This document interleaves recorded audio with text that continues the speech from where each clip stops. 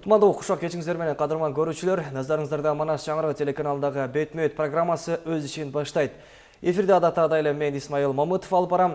Эми бүгүнкү эфирибиз адаттагыдай эле кызыктуу болот деп ишендирип кетели. Себеп дегенде биздин бүгүнкү кадырлуу коногубуз академик Оморбай Нарбеков агайыбыз. Агай, саламатсызбы? Саламатчылык. Эми кадырман көрүүчүлөр, бүгүн биз кызыктуу маалыматтарды берүүгө аракет кылабыз. Өлкөбүздөгү медицинанын өнүгүшү жана ошондой эле Кыргызстандагы алдыдагы көйгөйлүү маселелер, алардын катарындагы шайлоо, президенттин ишмердүүлүгү, депутаттардын жасаган эмгектери туурасында кенен маек курабыз. Анда 1 саат бою биз менен бир болуңуздар. Анда эмесе, Оморбай агай, биз маегибизди баштай берсек, алгач жогоруда айтып өттүк, ошол академик деп, анан кийин ошол сиздерди билебиз, медицина тармагында көп кызмат кылып келдиңиз. Анда алгачкы суроо ушул жакында эле ошол бир академия түзүп, атайын бир чоң мектеп түзгөн экенсиздер. Ошол жөнүндө бир аз маек кылып берсеңиз. Ооба. Сөздү мындан баштасак. Ар бир өсүш, өнүш, жаңылык жаратуу деген илим билимге таянса гана бирдеме чыгат да.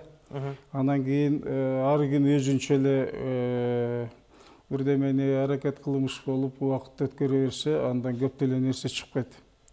Мен мисалы үчүн мына саламаттык сактоо тармагындагы илим билимдин өсүү өнүгүү жолдору жөнүндө бир аз бир токтолсом деген маселе болуп турат да.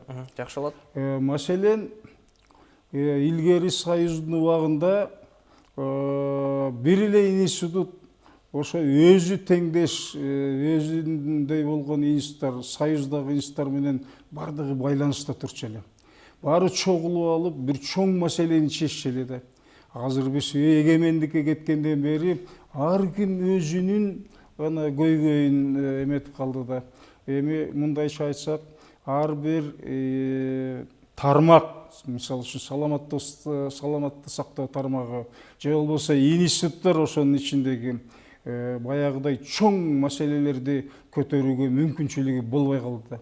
Мен өзүм башыман өткөн бир 2-3 эле эпизодду айтып коеюн, ушуларга ошого байланыштуу. Маселен, биздин республика 90%-дан жогору тоо жерлеринде туруп атабыз. Анан өзү тоонун бир аябай жакшы касиеттери да бар, начар касиеттери да бар. Дүйнөдө тоодо жашаган элдердин саны аябай эле көп. Ошолордун ден соолугу, тоонун ошолорго таасир берген нерселерин изилдөө дегендин өзү чоң маселе да.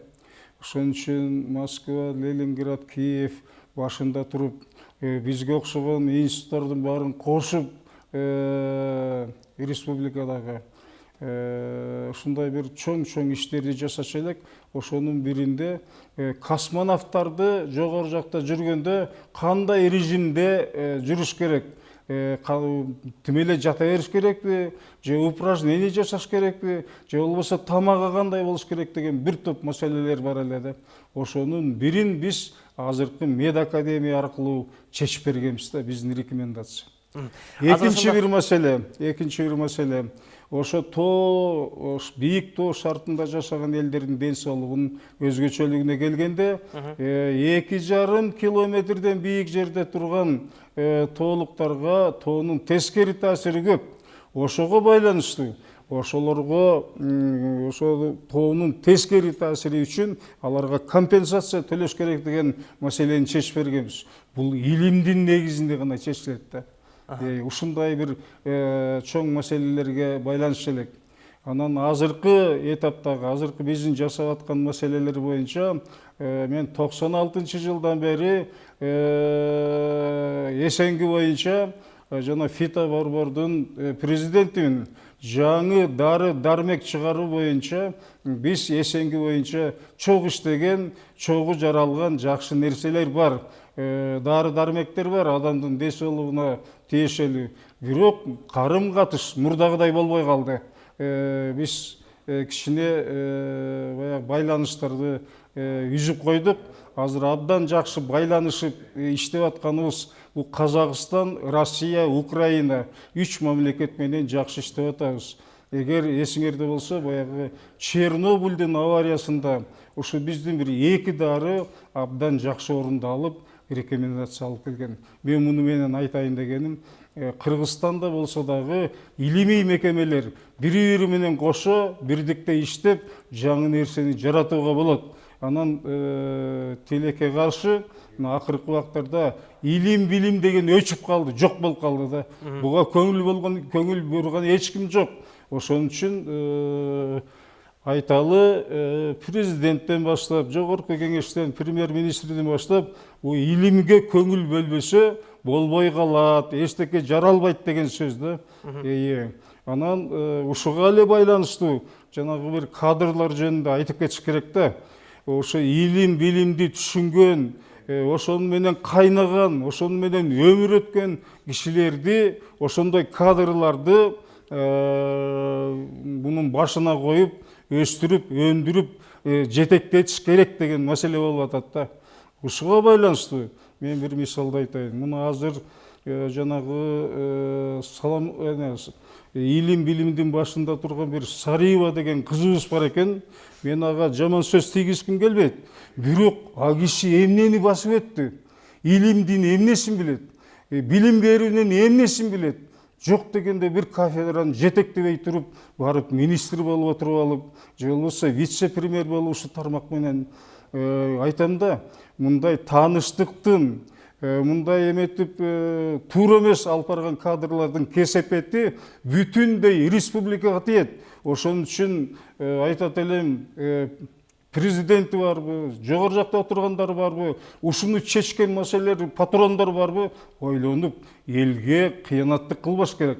Мына азыркы жана Сариеванын министр болуп отурганы бул элге кылган чыккынчылык деп ойлойм да. Себеби ал киши бул маселени түшүнбөйт, отурат.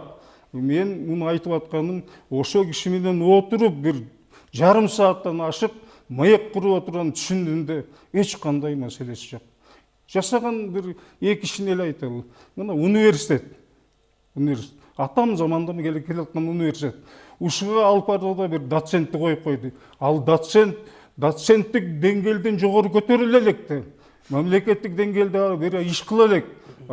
Конкуренттерин карасаң академиктерди мындай жылдырып коюп, ошондой кишилерди алып барып атпайбы? Ушинтсек кантип мамлекет оңолот? Кантип оңолот? Ошол жөнүндө ойлонушубуз керек да. Бул абдан чоң маселе. Же болбосо медицина тармагына деле кийлигиш берет экен. Мен сурадым да түптүс эле. Ушу сизди ушул жерге ким алып келип койду?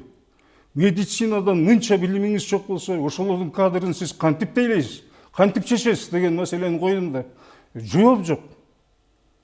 Себеби билбесе жооп бербейт да. Омурбек агай, мисалы эстик убагында иштеп калдыңыз да. Ошол убакта кадр тандамай кандай эле? Кадр деген ал убакта абдан. Кадр маселеси номер биринчи маселе болчу. Мисалы үчүн мен бир жөнөкөй мисал айтайын. Башкарма келип ушул жерден бюродон өтүп кетчү. Себеби бүт член бюролор ошо кишини билет персонально. Ошого ишенет. Анын деңгээлин казып көрөт.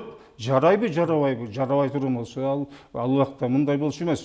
Балким тааныштык анча-мынча болор. Бирок кадр деген маселе келген андай болчу эмес да. Мисал үчүн, райондо иштеш үчүн сөзсүз жергиликтүү бир чарбаны жетектеп иш кылыш керек болчу. Аны ошондо да районго инструктор кылып алып барат. Областка барыш үчүн райондун деңгээлинде иштеш керек. Ошондо да областка инструктор болуп барат. ЦКга тоже инструктор болуп келет. Анан өзүн көргөзүп, ишти алып кете турган болгондон кийин бүт эмелер отуруп алып чечет да. Бул жарайт экен деп. Же болбосо кызматтан алганда, ошо башкарманды кызматтан ала турган болсо, отургузуп коет бюрого. Анан бардыгы айтат. Анан эң аягында сөз берет тиги кишиге. Сен кандай деп ойлойсуң? Биз сени туура алып атабызбы, же туура албай жатабызбы? Же тиги киши айтат, мага дагы мынча мээнет берсеңер мен баарын оңдойт элем деп. Азыр самолетто барат деле, приказ чыгарып коет. Сыртынан эле министрлер совещание өткөрүп атса, эшиктен келип айтат, сен министр эмессиң, алып койдук деп. Этика деген мындай болбойт да. кызматтын этикасы таптакыр башка. Агай, ушуга партиялык система же болбосо парламенттик башкаруу таасир берип атабы же эмнеден ушундай бир кадрдык башаламандык болуп кетти? Себеп деген азыр ошол министрлик же болбосо кайсы бир тармак партияларга тиешелүү болуп, партия өзүнүн адамдарын алып барып атпайбы? Мындай да, бул маселеге кененирээк токтололу. Мисалы үчүн биздеги жанагы партиялык система бул болбогон система. Мисалы 5 миллион эл барбыз. Анан 3 партия, 4 партия барат дагы областтан айыл өкмөтүнө чейин бөлүп алат. Бул ата мекендики, бул СДПКныкы, бул республиканыкы деп. Анан отуруп алып өз билгендерин жасай берет. Бизди устакандайт да, устакандай кылып, жилик кылып туруп. Биз эмне малбызбы? Мен азыр ошол жөнүндө аябай өзгөчө бир басым жасап айтайын дегем да, Келиңиз, агай, мүмкүнчүлүк бар. Биз эч кандай партияга баш ийбешибиз керек. Эл баарын эл чечиш керек. Эмне деген сөз? Мисалы үчүн Ысык көлгө координатор жиберет. Ал координатор мисалы үчүн республиканыкы. Республика менен гана координатор экөө чечет. Калган элдин сөзү, айыл өкмөттөрү, тиги райондун өкмөттөрү бир эчтеке чече албайт. Мына азыр айылдын отурат го тиги губернаторлор. Бир кишини кызматтан алып, бир кишини кызматка кое албайт. Бардыгы ошо партиянын жетекчиси менен сүйлөшүш керек. Ошолор макул десе макул, жок десе жок. Эмне деген сөз? Бул бир эме да, хаос да, анархия деген ушул да. Мындан артык хаос, анархия каяктан болот? Жалгыз республиканы 5 миллион кишини 4 партия, 5 партия бөлүп алса, ар кимиси менин тигинимди кой, мунуңду кой деп туруп, алып барып туруп, билген билбегенин кое берсе. Айыл өкмөтү болбогон адамды губернатордун башына алып барып койгон мисалдар бар го. Бу кандай болот өзү? Кандай болот? Сунушуңуз кандай, Оңорбай агай? Эмне максат, эмне болуп ушундай бир менин сунушумда жанагы азыр да келет дем депутаттар, алар жөнүндө да айтабыз. Ошолор келгенде область, региондорду бөлүп алганга булардын эч кандай акысы жок. Ошо партиялардын бардыгы биригип, республиканын биримдигине иштеш керек. Бүтүндөй республиканын кызыкчылыгына иштеш керек алар. Бөлүп алып, тиги огород кылып албай. Бөлүп алат деген эмне деген сөз? Ошол жактан болгон оокаттын баарын биз жейбиз деген сөздү. Демек, бир эле партия болуш керекпи же болбосо бир мандаттуу депутаттар шайланыш керекпи? Жок, мына мен партиялар жөнүндө биз мейли өтүп кетели. Партиялар жөнүндө мындай ой бар да. Мунугу 120 депутат келет. Туурабы? Ар кайсы партиядан. Биринчи ошондон баштайлы санынан. 120 депутаттын кереги барбы республикага? Биз канчадан бери айтып келатабыз. Көп болсо бир 60 депутатты шайлагыла. Же болбосо 45 деле депутат жетет ушул.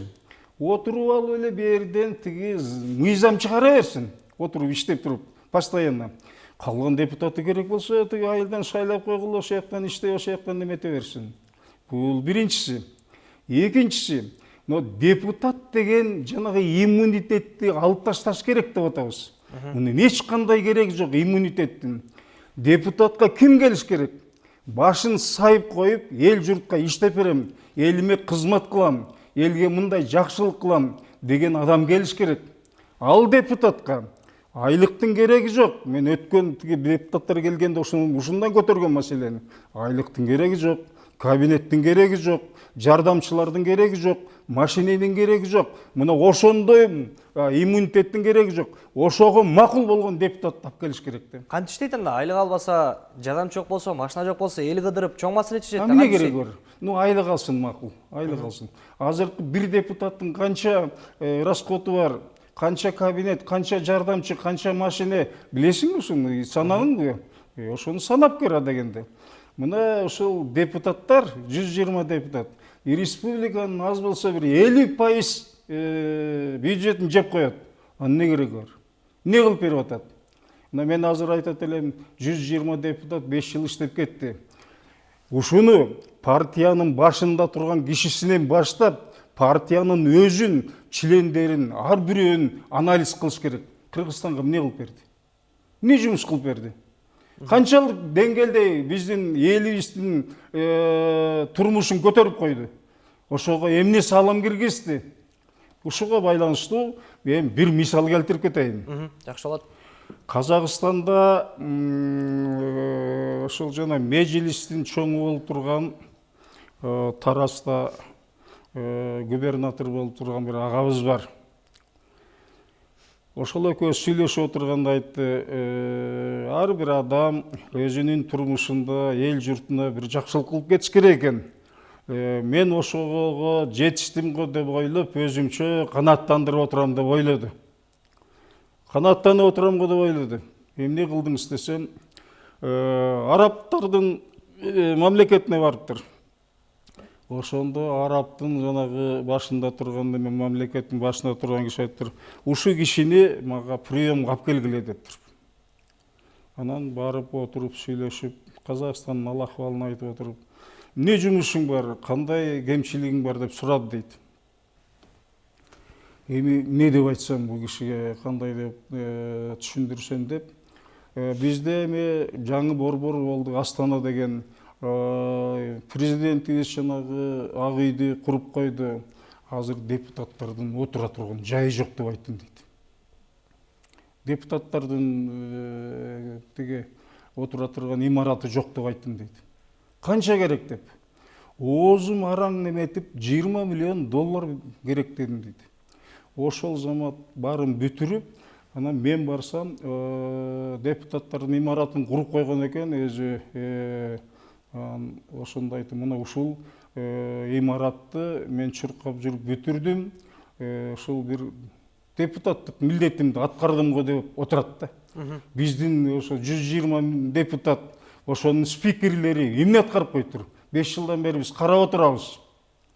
5 жылдан бери карап отурабыз. Кана кайсы депутат кайсыны бүтүрүп таштады, эмне жумуш кылып койду деп. Мен жана айтып атканым ошол. Азыр бир жакшы адам болсо, отургузуп коюп 5 жылдык анализди чыгарыш керек.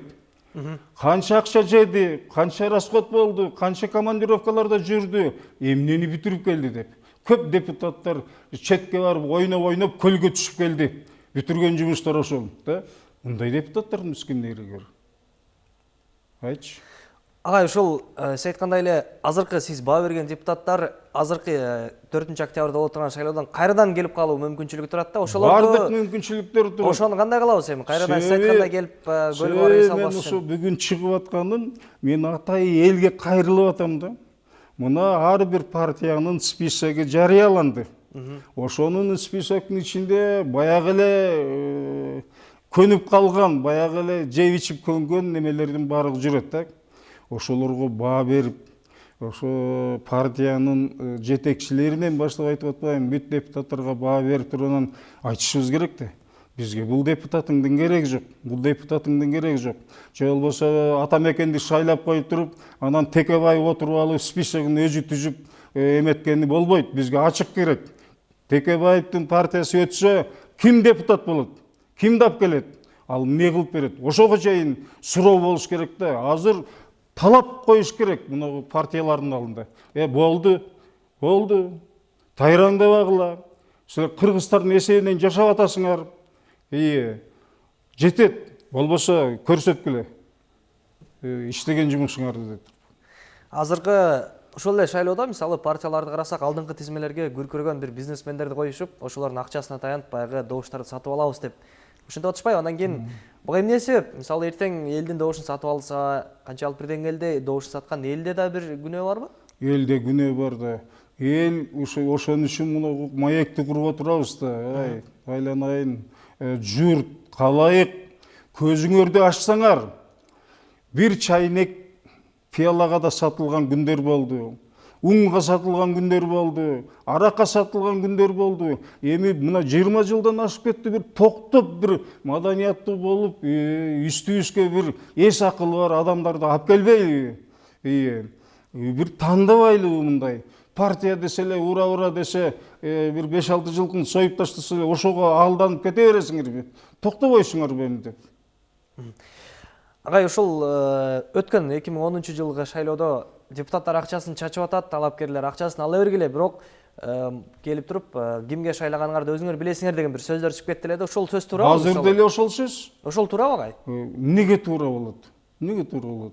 Мисалы бүтүргөн эле депутаттар, эл алдында жүргөн эле адамдар ошентип айтып атышат. Мисалы үчүн мындай да эми ал адамдардын айтканы бир болбогон нерсе да. Мисалы үчүн экөөбүз тең шайлоого барабыз. Эгер мен каалабасам, ошонун бир 500 сомуна алданамбы, ошого булганамбы, мейли $1000 берсин. Ошо ырыскы болобу? Биз республиканын келечегин ойлобойлубу, тагдырын ойлобойлубу? Мына азыркы депутаттар эмне кылып атат? Жерди деле сата бер, кенди деле сата бер, сууну деле сата бер, колуңа эмне тийсе баарын сата бер, мына бүгүн күнгү менен жаша. А келечекте биздин уундарга эмне калат? Ошол жөнүндө ойлобойлубу? Мына ушул тууралуу мен дагы бир мисал айтып берейин. Өткөндө депутаттардын мындай закон чыгарып атканда, ошондо эмеге спикерибиз Султанов эле. Анан Текебай закондун бир жагында жүрдү. Экөөнө бардым да, ошолор бир мыйзам чыгарды. Жерди сатыш керек деген. Анан мен айттым да, Марат, жерди сатсаң алдында кен да сатылып кетет да. Келечек болбой калбайбы? Ушу жерди сатканды койбойсуңарбы? Мына бир кичинекей мамлекет Израиль 1 грамм жерди сатпайт. Жашайсың, кел, бекер жаша. Иштет жерди, ала турганың ал, кете бер. Биз барын сатып атпайбыз. Эчтекени калтырбай, шыпырып сатып атпайбыз. Бул кандай болот? Эртең биздин келечек муундар эмне кылат? Кимге арыз муңун айтат? Кытайларга малай болуп, же башкаларга малай болуп жүрө берет да. Азыр деле ошол чыгып атпайбы ошол маселелердин бардыгы? Эмне кылса да ойлонуп иш кылыш керек. Мен элге кайрылып атканым ушул да. Эртеңкини, келечекти 100 жыл, 1000 жыл ойлонуш керек да. Бул эмне болуп калат республика деп. Агай, азыр карап көрө турган болсок, карапайым эл да бир аз баягы адашкандай да, себеп дегенде ишенген бирөөнү сайласа ал деле жеп атат, ишенген буну сайласа ал деле коррупция. Кимисин тандашын эл деле билбей калды окшойт азыр. Кантип тандаш керек? Мыктысын кантип баягы иргеп алабыз? Эми мындайда ошого салыштырмалуу дагы бир мисал айтайын. Эгерде 10-жылы биз апрель революциясын жасабасак, бизди толугу менен эле Максим Кытайларга өткөрүп берип коймок. Барып, бүт договорлорун түзүп, даярдап келгенде. Бул бир. Экинчисинен, ошол 10-жылдары жана Малеванная, ошол Максим тегип отурганда, Ак үйдүн ичинде 21 еврей бар болчу да. Улук мына коомдук тиги коргоо маселеси, безопасность ал дагы ошо еврейлердин колуна өтүп кеткен. Биз дагы Кудай билет, Кудай да жардам берип кыргыздарга эсиркеп атат да. Дагы 1 жыл, 2 жыл булар турса, республика болбой калмак. Ачыгын айтканда эле. Дагы ошол башты сайып коюп, революцияны жасап, жанагы мурдагы Бакеевтердин эмесинен кутулдук да. Жана еврейлерден да кутулдук. Эми Атамбаевди, Отунбаеваны шайлап алып келгенде биз өзүбүз баарыбыз эле чын дилибиз менен, пейилибиз менен макул болуп алып келдик. Булар деле келгенден бери бир топ жакшы жагына иштерди жасады. Бирок апрель революциясынын ошол биз койгон талаптардын көбү аткарылбай калды да. Ошонун бири эң орчундусу бул кадр маселелери. Болбогон адамдарды алып келип, министр кылып, жогору жакка тургузуп, колунан эчтеке келбейт. Мен бир мисал келтирбедимби? Жанагы бир Сариева деген кыз, секелек кыз. Ошол вице-премьер болуп отурду. Ошол азыр министр болуп отурат.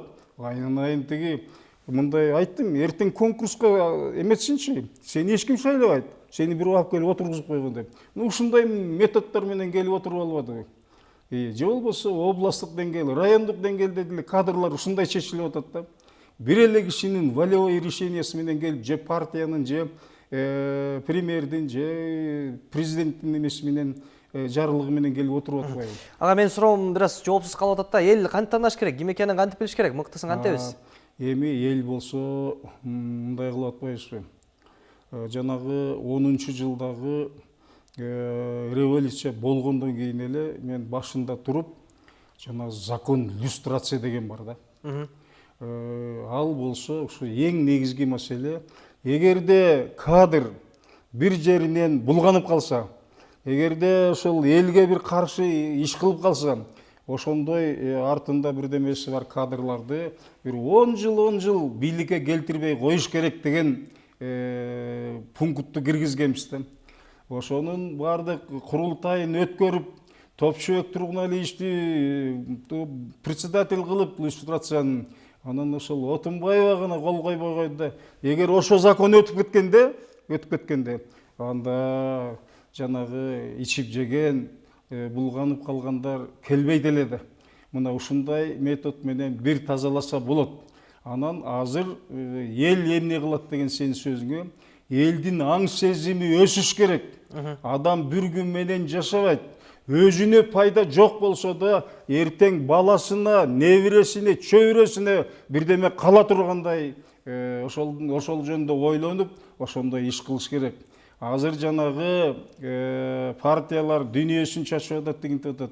Эгер акыл эси бүтүн адам болсо, ошол дүнүйөдөн качыш керек. Кереги жок анын. Кояйын, биз бир таза кишилерди эле шайлайлы деп неме кылыш керек да. Анан жанагы айтпадымбы депутаттар жөнүндө. Азыр депутаттар билбейм, алды канча экен, аркасы $100,000 менен барып атат списокко. Аны бүт эле эл билет. Депутат болом дегендер далбастап акча чогултуп жүрөт. Мен депутат болом деп. Ошон үчүн жана мен айткан нерсени кабылдаш керек. Шайлоого чейин муну эл маселе коюп бүтүрүш керек да. Депутатка барам деп кызыккан киши болбош керек да. Эгер кызыккан киши болсо, ал чыныгы депутат.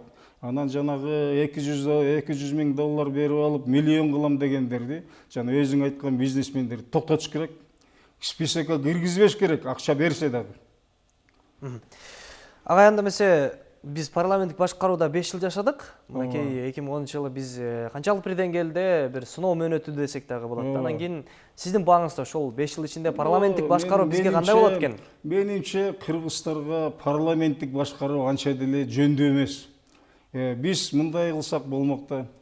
Ошо мамлекеттин башына ким келсе дагы бир эле киши келип, же ошол президентпи, же премьер-министрби, ошол бүт мамлекеттин жоопкерчилигин өзү мойнуна алып, жакшы болсо да, жаман болсо да мен жооп берем деп бир киши жооп бериш керек да.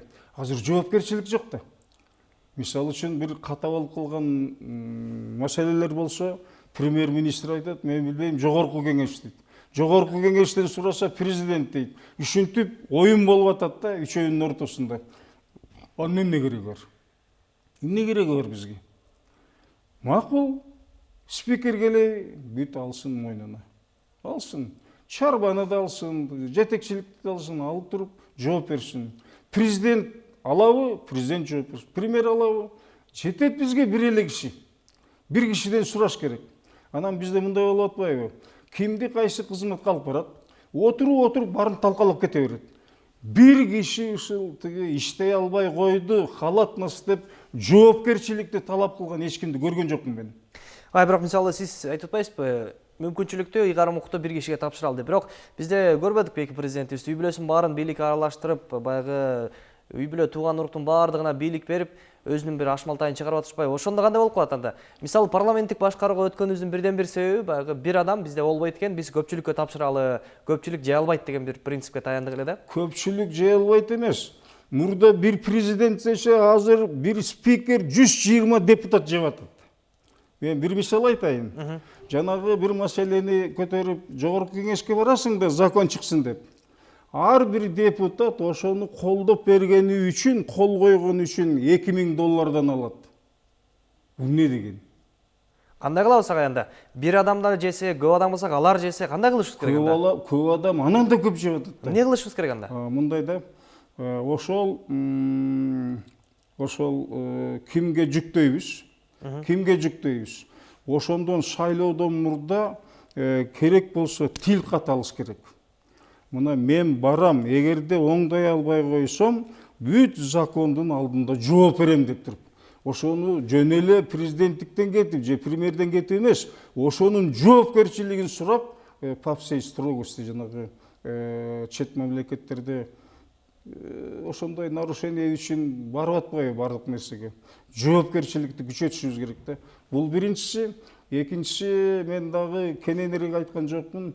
Бул республиканын башында ушу аксакалдар кеңешин мен канчадан бери айтып жүрөм, 93-жылдан бери айтып жүрөм. Аксакалдар кеңешинин институту болуш керек. Мисалы үчүн Япония деле ошондой, Кытай деле ошол. Көмүскөдө бир 9 адам отурабы, 11 адам отурабы, кандай чечим болбосун тияктан чыккан. Ошолордун колунан макул демейинче ал закон иштебейт. Бул абдан туура нерсе. Аксакалдар, турмушту көрүп калган, башынан баарын өткөргөн кишилер бул чечим туура экен, бул чечим туура эмес деп талдап турбаса, эч качан түз кетпейт. Бизде болсо жерди, кендерди берип койгон жагынан бир эле киши кол коет да айдай берет. Анан кийин артынан изилдеп келсең, баланча кол коюп тур деп коет, баланча уже жок, аты жыты жок. Мына ушундай да. Мен айтарым, элдин инициативасын күчөтүш керек. Элдин правасын күчөтүш керек. Ошолордун ичинде аксакалдардын правасын кеңейтиш керек. Аксакалдар институтун түзүү эрежеси кандай болот? Кантип түзөбүз? Алар кантип иштейт? Бир аз токтолуп өтпөйлүбү? Мисалы үчүн айтайын, биз ушу апрель революциясында бир аксакалдар кеңешин түзгөнбүз. Аксакалдар кеңеши бар бүгүн. Бүгүн бар. Алар кимдер? Каяктан түзүлгөн? Кайсы инсандар түзүлгөн? Каяктан келген? Алар мындай, жартылай революцияга катышкан аксакалдар. Ошо башын сайып коюп, анан мисалы үчүн почетный аксакалдарыбыз турдак Усвалевич турат. Биз бирдеме болсо сурайбыз ошо кишиден. Ушундай маселелерге сиздин оюңуз кандай деп. Мына маркум көзөтүп кетти Гүлипа Кондушалова. Киши да ошол ардактуу член болчу аксакалдар кеңешинин. Азыркы аксакалдардын баары бар. Алар каттоодон өткөн, Минюстан өткөн. Мына биз бир эле жасаган нерсебизди айтып коелу. Былтыр ушул менин инициативам боюнча түштүк менен түндүктү жарашымдай жакындаштыруу боюнча бир маселе көтөрдүк. Түндүктөн бир 15-20 киши, түштүктөн дагы бир 30тан ашык бүт областтардан аксакалдар келди. Арсланбаб санаториясында 2 күн жатып алып, кеңештик. Ошондо чечим кабыл алдык, кандай кылыш керек экен. Ошол чечим акырындык менен иштеп келатат да. Ал эмне болгон чечим? Чечимдин эң негизгиси республикада президент баш болгон жогорку кеңеш, премьер-министр кандай чечим албасын, биз ошо чечимди карап туруп, туура эмес болсо тартынбай эле айтыш керек. Угабы анан силерге айтсаңар? Угабы? Укпаса, бир укпайт, эки укпайт, анан угуза турган маселелерин да көтөрөбүз да. Мисалы кандай көтөрүлүш кыласыңарбы же кандай? Митинг кыласыңарбы же кандай? Көтөрүлүш деген ал болбогон нерсе. Бизде кандай ошо бийликке кантип жеткириш керек? Ошо биз сырын ачпайсызбы? Ал мисалы үчүн айтабыз да. Урматтуу президент, могу чечимдердин бардыгы анча туура болбой жатат. Кыргызстандын мындай ынтымагын өстүрүш үчүн, экономикасын көтөрүш үчүн момундай чараларды көрүш керек деген да. Ошонун ичинен бир кол кала турганы Кыргызстандын экономикасын биз бат эле көтөрөбүз. Мына мисалы 25-жылга чейин премьер-министрдин чечими чыкты биздин сунуш боюнча. Кыргыз мамлекетин бүтүндөй жаңгак токойуна айландырыш керек деген. Эми ошону ар жагын чечмелей бергин. Эгерде Кыргызстанды биз бүтүндөй жаңгак токой кылып койсок, ал эмне деген сөз? Канчанчы жылы чыкты бул чечим? Бул быйыл чыкты бул чечим. Биз быйыл ошону баштадык. мисалы үчүн түштүктөн миңдеген жаңгактын көчөттөрүн, миңдеген жанагы кара өрүктүн көчөттөрүн, тиги чырпыктарды сайып, булардын баарын баштадык биз. Бул мурда эле келаткан аксакалдардын инициативасы болчу. Бирок биз официально быйыл ошол Токой чарбасына премьер-министрге кирип отуруп, ошо чечимди кабыл алдырдык. Бул официально иштеп аткан чечимдердин бирөө да. Андан башка ынтымак боюнча да көптөгөн нерселер бар. Биз өткөн бир берүүдө ушул жерде отуруп бир 4 аксакал сүйлөгөнбүз, эмне кылышыбыз керек. Биз ошолордун баарын ишке ашырып келатабыз.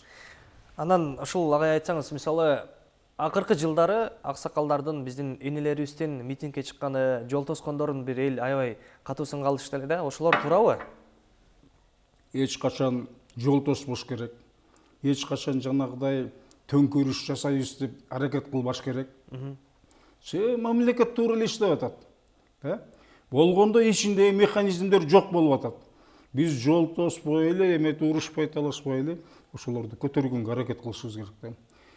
Мындай сүйлөшүү, мындай бири-бирибизди түшүнүү жолдору менен аткарышыбыз керек. Андан кийинки суроо саясаттан бир аз четтеп бурулалы. Мынакей академик деп айттык. Мед институтта азыркы мед академияда канча жылдардан бери эмгектенгенсиз. Анан кийин коррупция менен бир аз күнөөлөп келишет да. Журналисттер барып коррупциянын бетин ачканга аракет кылышты. Элдин арасында да күдүү кеп жүрөт, окууга өтүш үчүн жак жибериш керек экен деп. Ушул мед академиянын ичиндагы кадрлар даярдоо, ошолорго бир аз токтололу. Себеп дегенде акча менен зачетторун тапшырат экен деген кептер айтылат. Эми мындайда мен ошол мед институтта айттым го, бир аз болсо бир 25 жыл иштедим. Сөзсүз мурда советтер убагында биздин ошо азыркы анда мед институт эле, азыркы мед академия бул өтө күчтүү мекеме болчу да. Себеби мунун башаты мыкты болчу. Жана Харьковдун институтунан бүт профессорлор көчүп келип, окутуп, аны кадрларды өстүрүп. Бир поколение өтүп кеткен кадрлардын бардыгы ошо тиги мурдагы мугалимдерин туурап ошондой эле болчу. Анан эми азыр Кудай сактасын, ошол жанагы өтүп атканда өзүң айткандай маселелер болуп атат. Тыйын тыпыр менен окуп атканда деле зачетко барбай эле дордойдо иштеп жүрүп келип зачет койдуруп кетип атат. Азыркы медиктердин билими анча-мынча тайкыраак десек туура эле болот да. Эми ошого ким күнөөлүү? Ошого ким күнөөлүү? Ошого жетекчилер күнөөлүү да. Мугалимдер күнөөлүү демек, Мугалимдер күнөөлүү, ошонун башында турган ректори күнөөлүү. Мисалы үчүн жанагы айтпай эле коелу, өзүңөр гезиттен абдан окуп атасыңар. Канча жолу жазылды мед академия тууралуу. Бир эме жок да. Жыйынтык жок. Реакция жок. Себеби анын патрону бир жерде отурат. Ал айтып койгон, сен отура бер, жасай бер. Калганын биз бияктан тууралап коебуз. Эми ачык сөз да мындай болбош керек. Вуз, айрыкча медицинский вуз таза болуш керек да. Таза болуш керек. Анан жанагыдай окубай жүрүп келип бир өтүп кетебиз, баалып кетебиз деген сөз болбош керек. Биздин убакта андай вообще болгон эмес да, мындай. 2 саат калтырсаң да 2 саат иштеп отработка деген болчу, ошону жасап коюп туруп анан кийин кетчү эле да. Мисалы сиз мугалимсиз да, анан сизде 20 жыл ошо жакта иштедиңиз, көргөн билгениңиз, жеке балким сизге келип сунуштап, таанышыңыз бар, окуу өткөрүңүз, же болбосо зачет койдуруп бериңиз дегендер болобу сизге деле? Болот да, адам болгондон кийин баары болот, баары келе. Ошолорду кандай кыласыз анан? Ошолорду коюп берем. Сен муну программаны аткарып кел, окуп кел, өзүңдү өзүң даярдап кел. Себеби сен врач болгондо эртең бирөөнүн өмүрүнө жооп бересиң. Сен туура эмес кылсаң, биздин дагы моралдык жоопкерчилигибиз бар деп айтып койсоң, ошо балдар деле туура түшүнөт. Азыр бардыгы акчага айланып калды, келет дагы акчанын ичине, теги зачетканын ичине акчаны салып койдуруп кетип атат. Эми ошолорду бир мугалимдер чогулуп бир чечсе болбойбу? Мисалы сиз мугалимдер чечиш үчүн, аны үчүн жанагы башында турган кишилер кызыкчылыгы болуш керек да. ушуну ушундай неметели тазалайлы деген, анан андай чечим болбой жасай бергиле дегендей бир эме болуп калса эмне кылып чечесиң аны? Демек ага да чоңдор күнөөлүү. Ага да чоңдор күнөөлүү да. Ага да коррупция. Коррупция деген ошо жерде. Эмилген мугалимдер өзгө көтөрсө болбойбу? Эми айталы, коррупция деген бир чындап келгенде бул детсадтан башталат да. Жакшы орун алыш үчүн акча берет, жакшы небес үчүн дагы акча берет, окутканына дагы акча берет, вуздардан дагы ошондой чыгылып коррупция төрөлгөндөн башталат да. Роддомдон деп койсо болот. Анан коррупцияны жоябыз деп канча кыйкырып жүрүшөт, коррупцияны жоя албайт.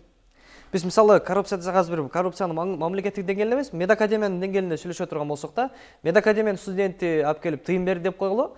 Ошол коррупцияда пара берип аткан студент күнөөлүүбү, же болбосо параны алып аткан мугалим күнөөлүүбү? Кимиси көбүрөөк күнөөлүү? Эгерде ошондо мугалим күнөөлүү да. Эгерде мугалим албай, жок барып билимиңди жөндөп кел десе, эч кандай маселе жок эле. Мугалим эмне үчүн алып атат? Мугалим алда Бизде азыр агай мисалы сиз эсирин убагында билим алгансыз, ал убакта мугалимдерди көргөнсүз, иштеп да жүргөнсүз. Мугалимдердин бир аз пейил кеттиби, же болбосо азыр айлык маяны аз болуп атабы? Эмне себептен ушундай болот? азыр себебин алып көрсөк, мындай кыйыныраак да. Мисалы үчүн биз жүргөндө абдан байлар жок эле да. Абдан байып кеткен адамдар жок эле. Анан баягы кыргыздар айтат го, кедей байга жетсем дейт, бай кудайга жетсем дейт деп. Ошондой заман болуп атат да. Демек азыр капиталисттик доордун келиши менен ой жүгүртүү өзгөрдү. Капиталисттик кирип келди да, шар эле кирип келди. Ошон үчүн ушундай болуп атат да. Бирок азыр деле таптаза жашап аткан мугалимдер бар. Азыр деле бар ошолор. Беш кол тең эмес эми, Беш кол тең эмес. Бирок эми мисалы башка окуу жайларга салыштырмалуу медтерде, же болбосо ошол саламаттык сактоо кызматкерлеринде жоопкерчилик көбүрөөк да. Мисалы эртең эле сиздин ошол пара же болбосо тыйын менен бүтүргөн студент кыз эртең мугалим болуп, сиздин эле ден соолугуңузга карап калышы мүмкүн да, туурабы? Ооба. Анан ошону чечүү жолдорун бир айтып өтпөйсүңбү? Балким бизде канчалган студенттер көрүп атат, мугалимдер көрүп атат дегендей. Эми аны биз бир сөз менен чечип кое албайбыз. Бир аз болсо да бир жолун көрсөт. Аны үчүн мекеменин башында турган адамдар таза болуш керек да. Кандай эле ошол алып, мына колунан кармалып калып аткан күндөр деле болуп атпайбы?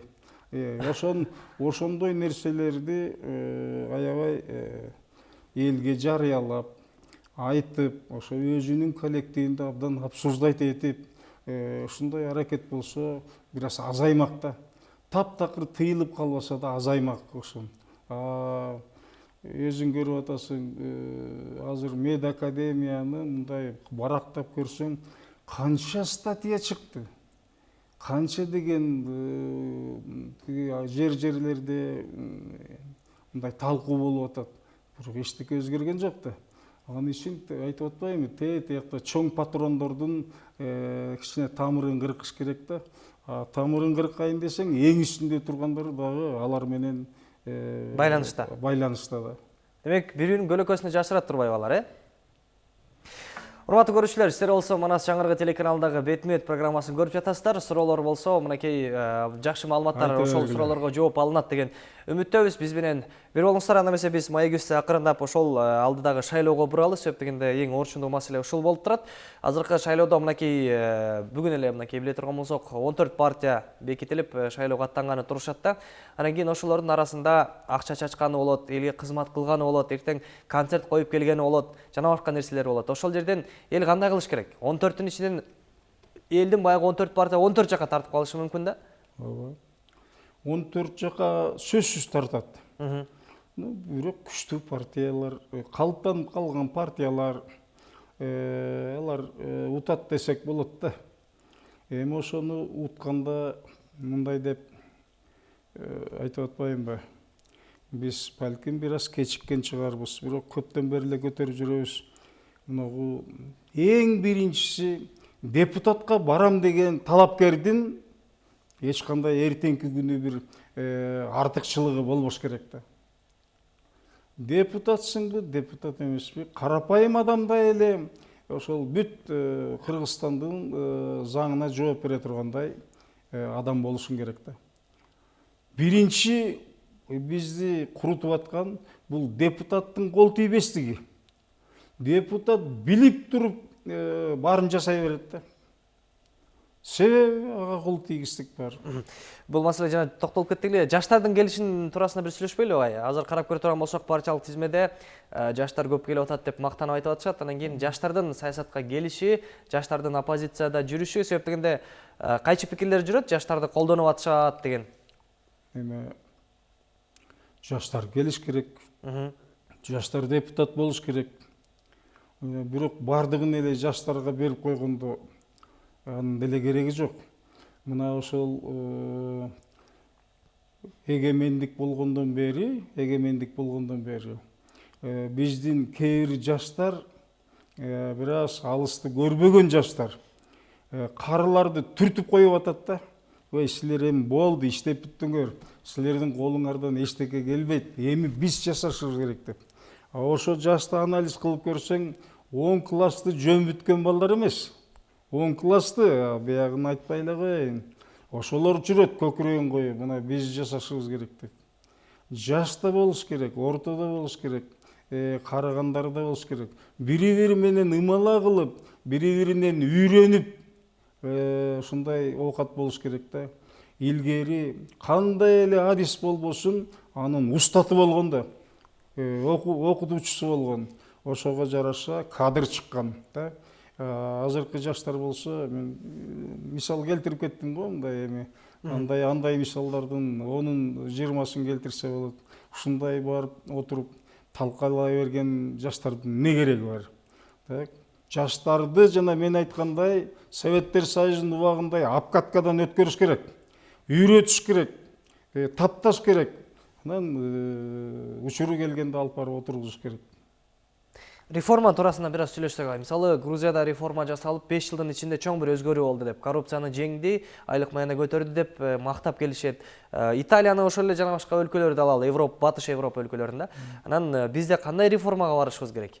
Жаштарды алып келүү реформасы же болбосо сиз айткандай баягы аксакалдар институтун киргизүү реформасы, да кандай реформалар болуш керек? Мисалы үчүн бул турмушта эч кандай деле жаңылык жок. Баары кайталанат. Баары кайталанат. Мисалы үчүн Кытайды карап, Японияны карап, Италияны карап, дагы ошондой бир өнүккөн Малайзия же башка немелерди карап туруп, ошолордун эң жакшы жагын алышыбыз керек да. Мисалы үчүн Италияда президенти велосипед тээп жүрөт үйүнө. Ишке үйүнө барганда велосипед менен жүрөт. Аны кайтарган свита андай мындай эч ким деле жок. Аны атып таштаган деле киши жок да. Мисалы үчүн иш жерде эле 10-жылы революция болгондо ар бир министрлер 2-ден 3-төн жан сактагычтарын автоматтарды көтөртүп жүрүп аны эмне кереги бар? Мисалы үчүн азыркы деле биздин жетекчилерди кайтарбаса ким тиет буларга? Эч ким деле тийбейт мындай. Жөн эле ушундай да бир ошо мамлекеттерди карап туруп кайсы болсо жакшы жагын алыш керек. Мисалы үчүн аксакалдарды сөз көтөрүп калдым. Кытайда ар бир айылда аксакалдар коому бар. Ошо аксакалдар коомуна бир жерди ээлеп, имаратты ээлеп коюп койгон ритуалдары бар. Аксакалдарга кирип чыгыштын өзү бир чоң ритуал аларда да. Пекинди айтпай эле коеюн, ал жакта аксакалдардын даражасы таптакыр башка. Биз мына революция жасаганыбызга быйыл 5 жыл болуп калды. Аксакалдардын баш байнек кыла турган бир комнатасы жок. Демек, республикада аксакалдарды эч ким сыйлабайт. Так? Бу баягы чикем жазып кеткенде эле бир акыбал болуп калды. Ата энесин унуткан мына жогору жакта отургандар. Айтып көрдүңүзбү? Жогорку жакка бизге аксакалдарга карабай атасыңар деп. Айткан эмес. Азыркы мынагы бизде жогору жакта отурган адамдар биз менен сүйлөшкөндөн качат. Мына 2 жыл болду, мисалы үчүн бир президентке кирели десек, ошого бер жакта тургандары уюштура албайт. Киргизе албайт. Же президент ошончо занят. Я жогорку кеңеш бир ай жүрдү. Муну эртең кабыл алам, бир күн бүрсүгүнү кабыл алам деп жанагы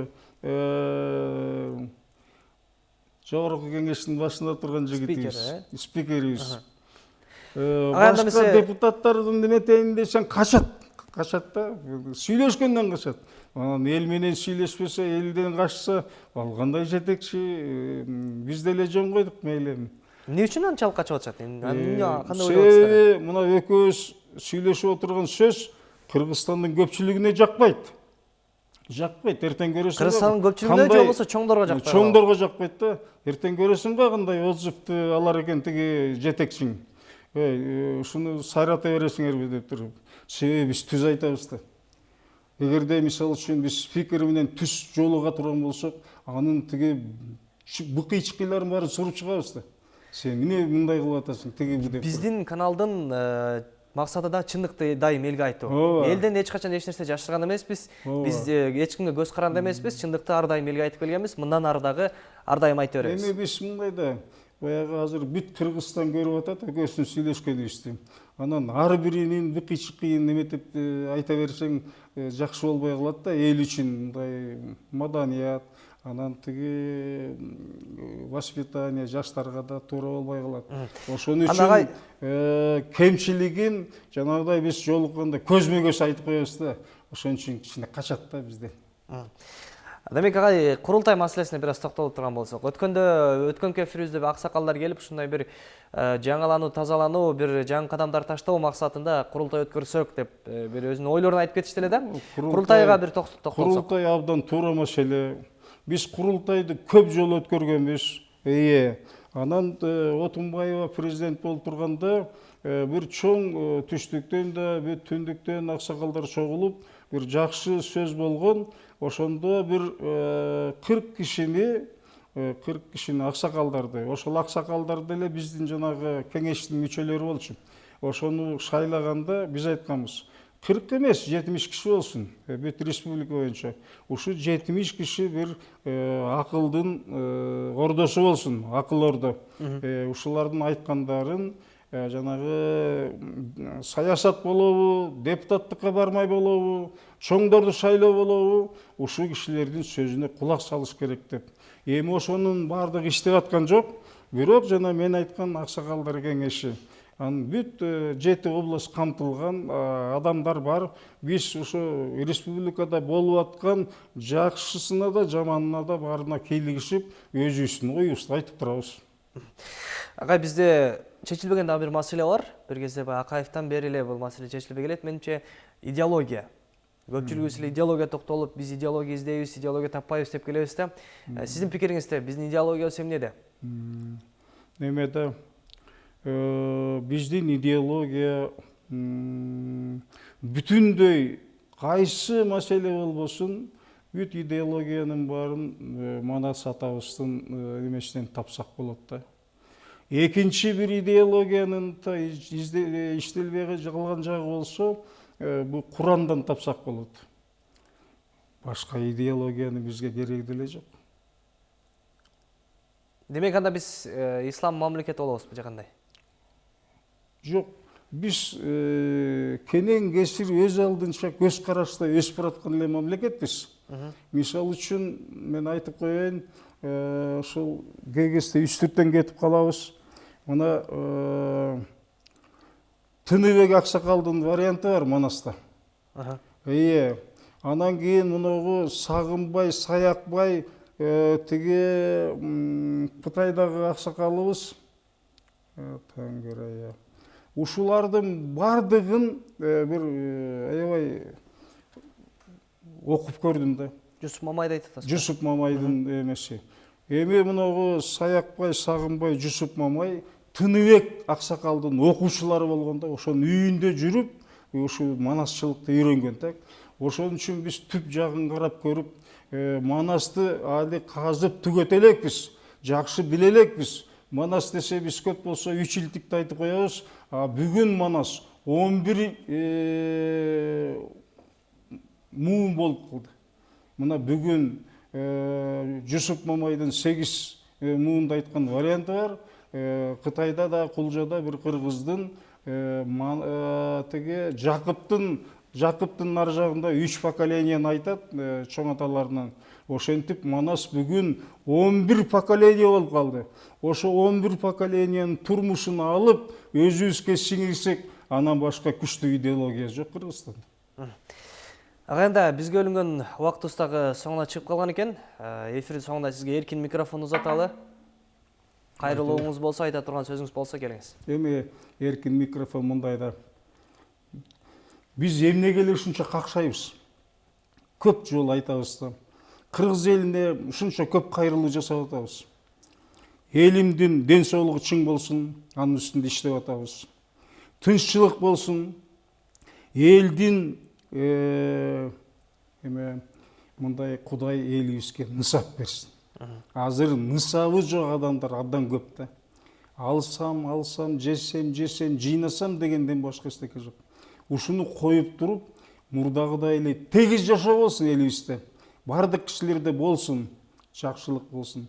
Мынагы абдан бапырап жүргөн бизнесмендерге айтат элем.